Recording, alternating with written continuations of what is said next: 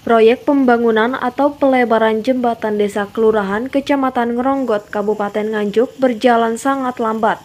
Bahkan pekerjaannya divonis molor dan tidak bisa selesai seusai deadline. Hal itu dipastikan oleh Ketua Komisi 3 DPRD Nganjuk, Marianto, saat melakukan inspeksi mendadak atau sidak ke lokasi proyek bersama anggota Komisi 3 Arya Triputratia. Marianto geram setelah melihat sendiri di lokasi bahwa proses pekerjaan fisik jembatan masih jauh dari target. Bahkan besi-besi untuk jembatan pun belum didatangkan. Padahal sesuai deadline seharusnya pekerjaan tuntas seluruhnya pada 14 November 2022. Proyek Dinas PUPR Nganjuk yang bersumber dari dana APBD 2022 tersebut bernilai Rp824.852.000. Adapun rekanan yang terpilih untuk mengerjakannya adalah CV Putra Pratama Mulia Nganjuk. Proyek tersebut memiliki jangka waktu selama 120 hari sejak dimulai pada 14 Juli 2022 lalu.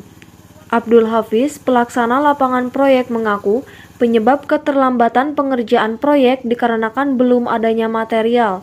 Abdul menyebut pimpinan atau Direktur CV Putra Pratama Mulia, rekanan yang mengerjakan proyek tersebut bernama Joko Siswanto yang bertempat di Jalan Mastrip Nganjuk.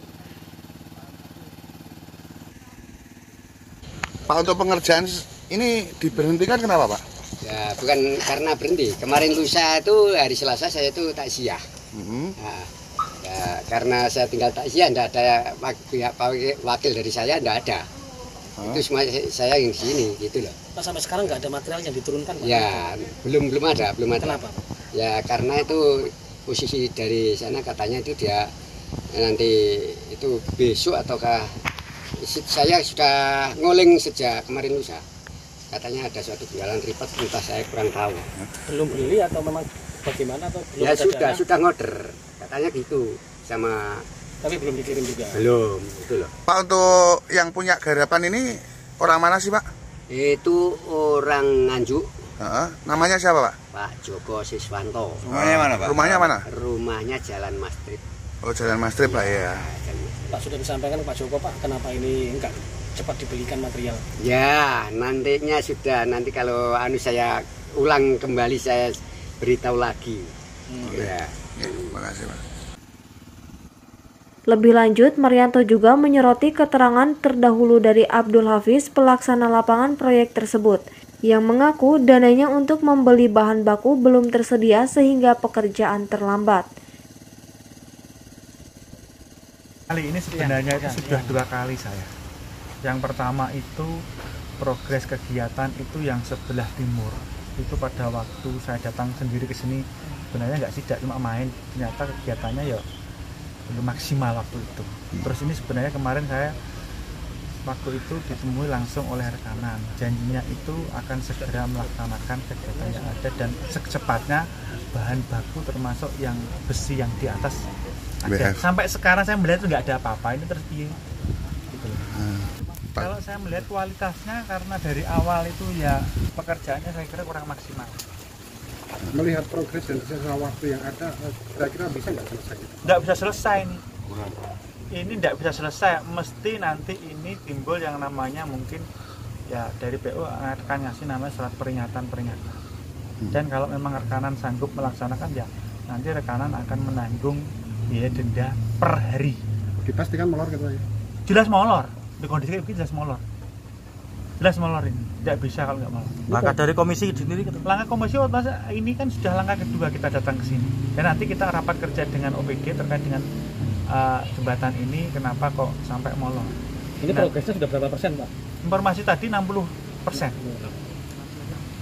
Nilai proyek ini sendiri berapa ini? Sekitar 800-an lebih lah nilainya. Apakah dari komisi nanti dipanggil untuk kontraktornya? Jelas kita panggil terkait dengan rekanan yang mengerjakan ini. Kita pengen tahu kegiatan sebenarnya itu masalahnya apa atau kok sampai gini. Tanggapan terkait dengan keluhan warga dengan karena ini akses jalan utama seperti apa, Pak? Yang jelas ini kan aksesnya kan akses kecamatan. Ini harusnya kan secepatnya harus jadilah. Oh, saya melihat jembatan-jembatan yang lain itu sudah semua itu minggu ini naik semua dan dicor. Ini loh Ini yang awal kok belum sampai kayak gini. Kan ini repot juga ini. Pak, ini alasan dari kontraktor ini karena anggaran dananya nggak punya nih, gimana alasan pendapatnya? Itu namanya kontraktor itu kan juga harusnya kan sudah persiapan dulu. Namanya cermin perencanaan kan harus ada toh. Perencanaan sekian nanti uangnya untuk apa kan harus ada perencanaan itu.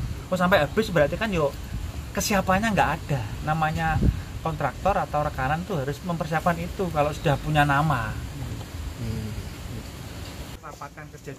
Alasan-alasannya kayak apa? Sementara itu, sosok Joko Siswanto sendiri selain berprofesi sebagai kontraktor atau pemborong, saat ini ternyata juga sedang sibuk dengan kegiatan politik. Tepatnya, ia menjadi calon kepala desa Putren pengganti antar waktu atau PAW. Informasi tersebut dibenarkan oleh Kepala Dinas Pemberdayaan Masyarakat dan Desa atau PMD Pugu Hartono. Dalam keterangannya, Pugu menyebut Joko Siswanto menjadi salah satu Cakades PAW Desa Putren dari 3 orang calon. Dari Nganjuk, Jawa Timur, Tim Liputan melaporkan.